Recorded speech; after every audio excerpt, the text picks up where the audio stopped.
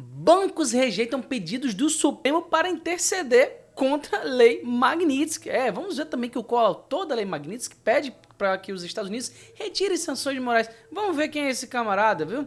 E vamos ver também que em 10 anos da lei Magnitsky nos Estados Unidos, motivou apenas 2 de 148 multas por não aplicação de sua sanção. Só isso? Vamos dar uma olhada nessa história de perto, mas antes de tudo, se inscreva no canal, deixe seu like, não se esqueça que ele posta vídeo aqui todo santo dia para te manter muito bem informado, que é de domingo a domingo. Vamos lá. Olha só. Bancos rejeitam pedidos do Supremo para interceder contra a lei Magnitsky. Olha só isso aqui, ó. Aturdidos com a lei Magnitsky, alguns ministros do Supremo tentaram convencer os grandes bancos a entrarem no circuito para negociar com o governo, né, dos Estados Unidos a não apertarem o torniquete na aplicação das sanções.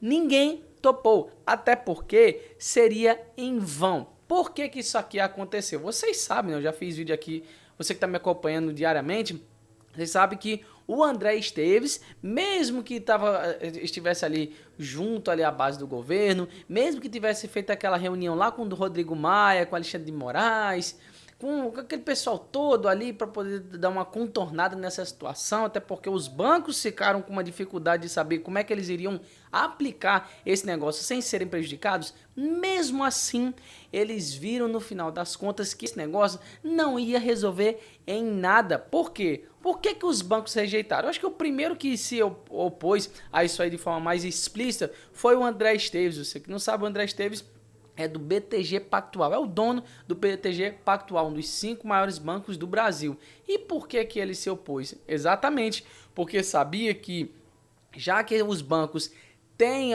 os negócios ali nos Estados Unidos, e quem não está nos Estados Unidos fazendo negociação está fora do jogo do mundo, o André Esteves já pegou e disse, peraí, a gente não pode fazer isso.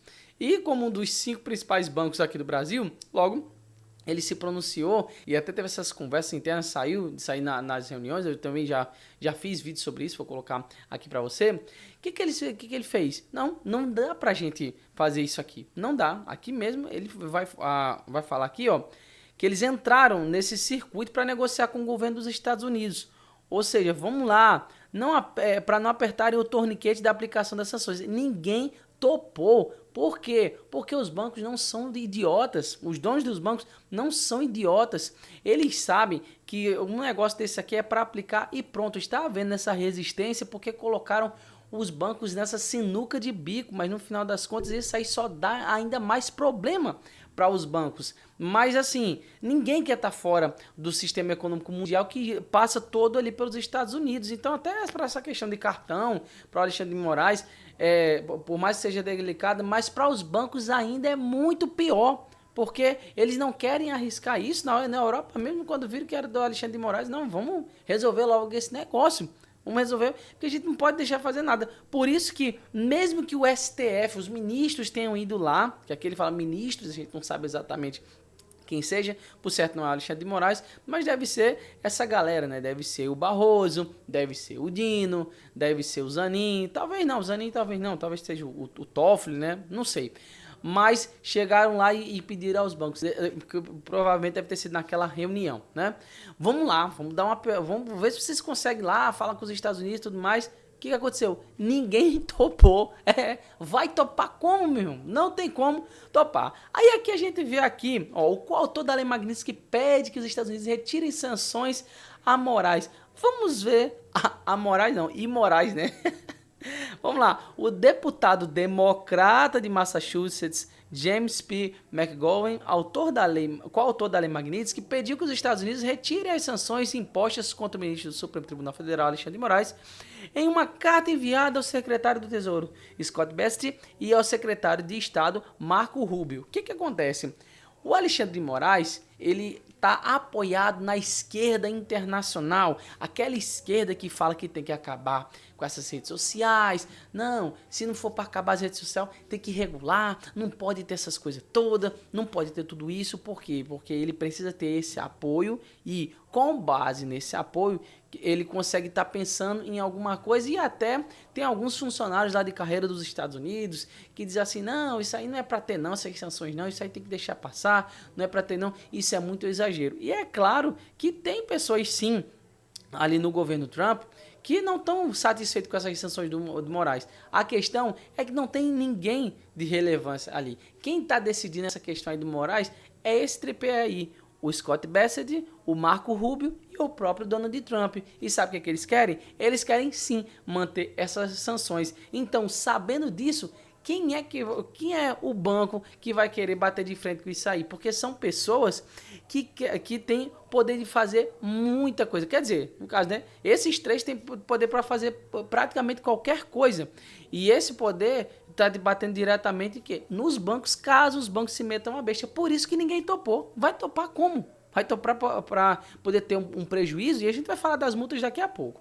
O documento, datado dessa quarta-feira, diz que a alegação do governo Trump de que o processo contra o ex-presidente Jair Bolsonaro e outros réus do 8 de janeiro constituiu uma caça às bruxas ilegal é uma afronta ao eleitorado brasileiro e ao todo o conceito de Estado de Direito. E não o que é um atentado, e sim contra os direitos humanos, é a falta de individualização de conduta, como eu falo sempre. Tinha gente querendo quebrar tudo? Sim.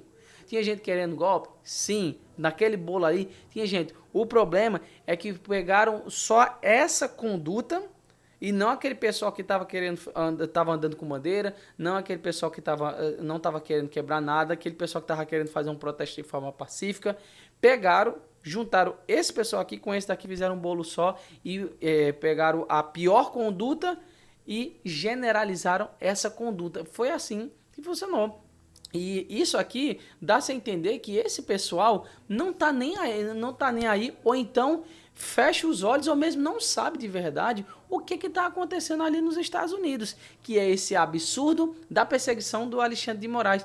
Então, existe esse apoio da esquerda internacional, não pelo Alexandre de Moraes, mas por não gostar de Trump, porque eles sabem que o maior país do mundo, a maior economia do mundo está sob um governo de direita. E esse pessoal, claro, né, eles estão irados com esse tipo de coisa porque não conseguem fazer coisas relevantes a favor deles. Eles não conseguiram nem fazer muita coisa ali quando era o Biden, que dirá agora quando é com o Trump, não é verdade? Mas vamos lá.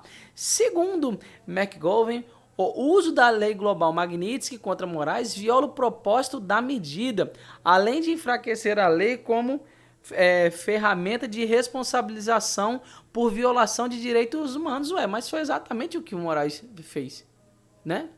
Eu tava vendo essa semana, por exemplo, o depoimento de uma das exiladas ali na Argentina, que são 6, né? São são 5, 4 homens e uma mulher. Aí a sobrinha dessa mulher que tá presa lá, tava relatando que a tia tá passando por coisas terríveis, precisa de cirurgia, precisa de atendimento, um monte de coisa, já até desmaiou na cadeia, um monte de coisa, uma coisa assim, ridícula. E tudo isso por conta do Alexandre de Moraes. Apesar que ela ainda está viva, né? E o Clezão, né? E essas outras pessoas que estão sofrendo abuso na cadeia, estão sofrendo agressões na cadeia, tudo por conta de quem? Por conta dele. Aí quer dizer que ele não está fazendo nenhuma agressão de direitos humanos? Faça-me um favor, né? Deve ser ou porque não sabe, ou sabe e está dando uma de que não sabe, né? O deputado também chama a aplicação da lei, neste caso, de vergonhosa. Não, muito pelo contrário, ela está sendo usada da maneira correta, né?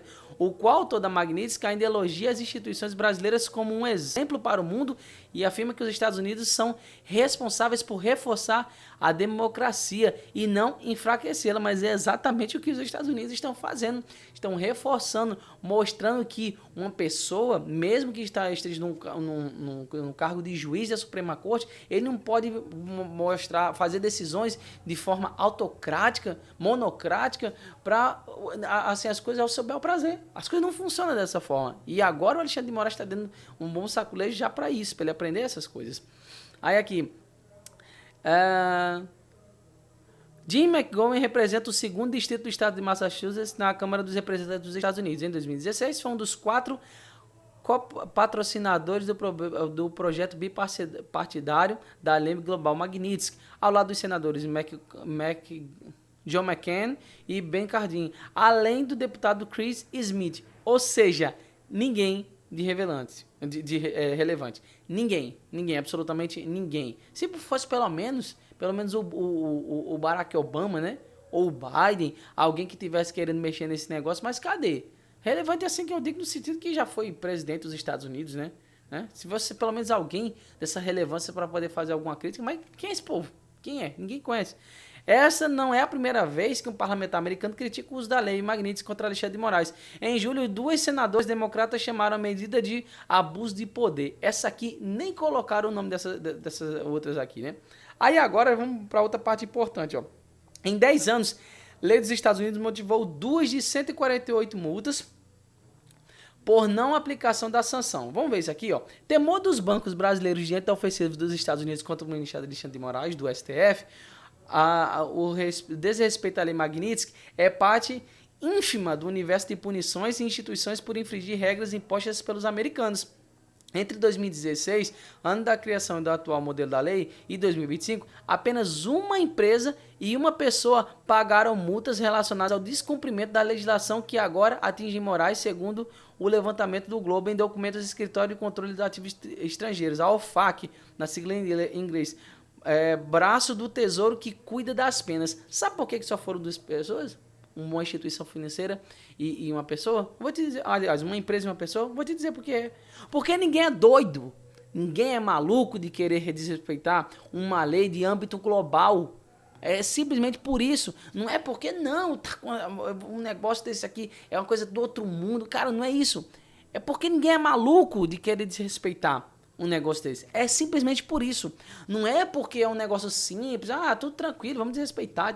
Não, é porque o negócio é muito mais embaixo e com base no que o Alexandre de Moraes pensa e do que ele está verbalizando, assim como ele verbalizou ali no Washington Post, eu acho que ele pensa que a esquerda global, esse negócio, eles vão querer apoiar ele nesse negócio. Cara, quem só apoia só de palavras, coisas bonitas e tal, mas quando na hora do vamos ver, ninguém quer ser sancionado também. Então, o Alexandre de Moraes, ele tá mais isolado do que ele pensa que está.